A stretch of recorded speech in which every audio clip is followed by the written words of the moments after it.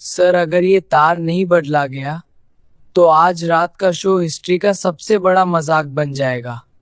ये शब्द थे 16 साल के सूरज के, जो मुंबई के सबसे बड़े auditorium the royal opera house में झाड़ू पोछा लगाने का काम करता था। सामने खड़े थे देश के सबसे मशहूर क्लासिकल म्यूजिशियन और उस ओपेरा हाउस के मालिक पंडित दीनानाथ शर्मा।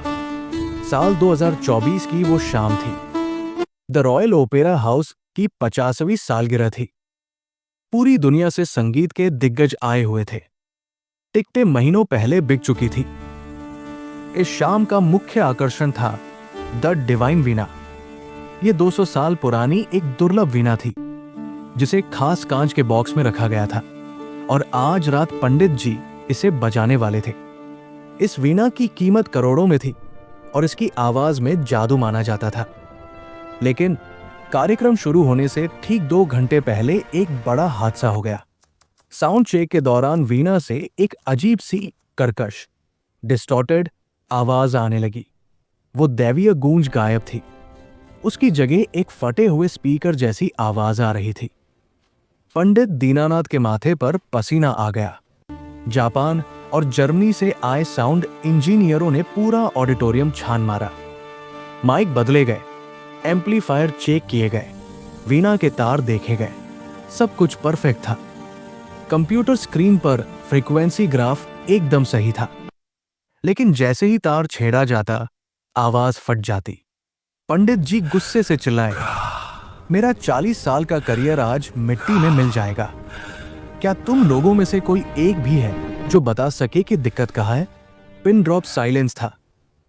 बड़े बड़े डिग्री धारी इंजीनियर सिर झुकाए खड़े थे। तभी पीछे से बाल्टी और पोछा लिए एक लड़का आगे बढ़ा।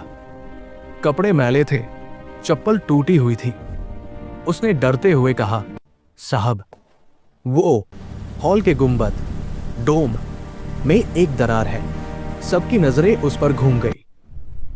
चीफ इंजीनियर ने उसे डांटते हुए कहा, ऐ छोटू, अपना काम कर।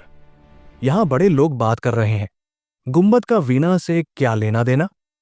सूरज सहम गया, लेकिन उसकी आंखों में एक अजीब सी जिद थी। उसने पंडित जी की आंखों में देखते हुए कहा, साहब, मैं अनपढ़ हूं, मशीन नहीं जानता, लेकिन मैं आवाज जानता हूं।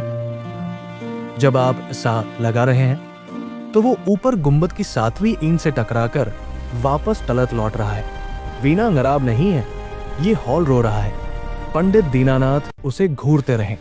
ये बात इतनी बेतुकी थी कि किसी को यकीन नहीं आया, लेकिन अब खोने के लिए कुछ बचा नहीं था। पंडित जी ने कहा, चेक करो। इंजीनियर बड़बड़ाते हुए सीधी लगाकर 50 फीट ऊपर गुंबद के पास गए। वहां सब ठीक लग रहा था। उन्होंने नीचे चिल्लाकर कहा, सब ठीक है सर, ये लड़का पागल है।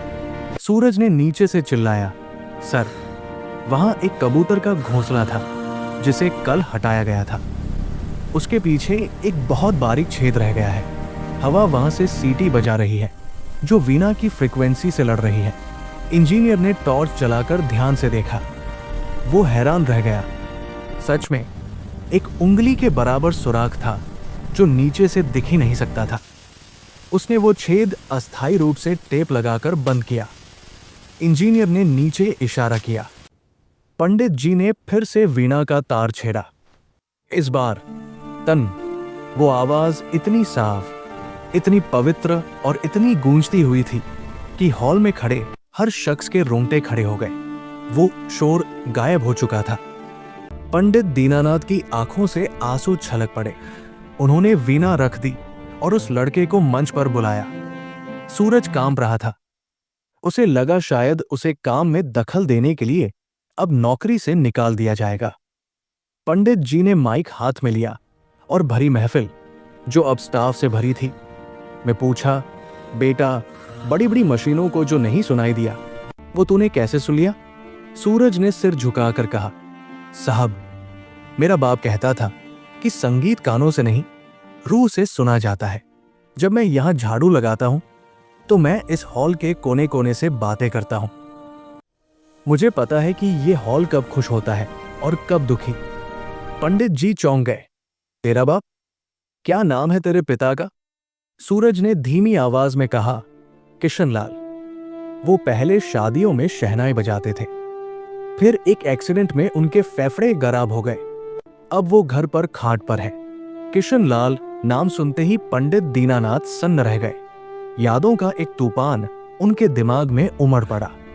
25 साल पहले जब दीनानाथ संघर्ष कर रहे थे, तब किशनलाल ही वो शख्स था जो उनके साथ संगत करता था। दोनों ने कसम खाई थी कि एक दिन दुनिया पर राज करेंगे। लेकिन शोहरत की चकाचौंध में दीनानाथ आगे बढ़ गए और किशनलाल, जो गरीब था, पीछे छूट गया और गुमनाम हो गया। दीनानाथ ने कांपते हाथों से सूरज का कंधा पकड़ा। तुम किशन के बेटे हो? वही किशन जो भैरवी ऐसे बजाता था कि पत्थर पिघल जाए? सूरज ने न में सिर हिलाया। मुझे नहीं पता साहब, मैंने उन्हें बस खंजते हुए देखा है। वो कहते हैं कि उनकी उंगलियों का जादू किसी ने चुरा लिया था।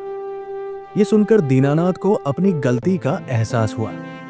वो समझ गए कि वो चोर कोई और नहीं, बल्कि उनका अपना अहंकार था, जिसने दोस्त को भुला दिया था।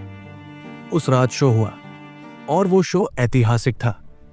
लेकिन शो के अंत में पंडित दीनानाथ ने जो किया, उसने सबको चौंका दिया। उन्होंने माइक पर पूरी दुनिया के सामने कहा, आज इस वीणा की आवाज आप तक नहीं पहुंचती अगर एक मास्टर ने इसे ठीक न किया होता। उन्होंने सूरज को स्टेज पर बुलाया। फटे कपड़ों वाला सूरज जब चकाचौंध रोशनी में आया तो लोग हैरान थे। पंडित जी ने अपनी गले की माला उतारकर सूरज को पहनाई और कहा, यह सम्मान मेरा नहीं, उस विरासत का है जो इसके खून में बह रही है। अगले दिन सूरज झाड़ू लगाने नहीं आया। वो अब पंडित दीनानाथ की संगीत अकादमी का सबसे होनहार छात्र था। उसके पिता किशनलाल का इलाज देश के सबसे बड़े अस्पताल में शुरू हुआ, जिसका पूरा खर्च पंडित जी ने उठाया। सालों बाद जब किशनलाल और दीनानाथ फिर मिले तो कोई शब्द नहीं बोले गए, बस आंखों में एक चमक थी। आज भी लोग कहते हैं कि द रॉयल ओपेरा हाउस में जो संगीत गूंजता है, उसकी रक्षा कोई मशीन नहीं, बल्कि सूरज के कान करते हैं।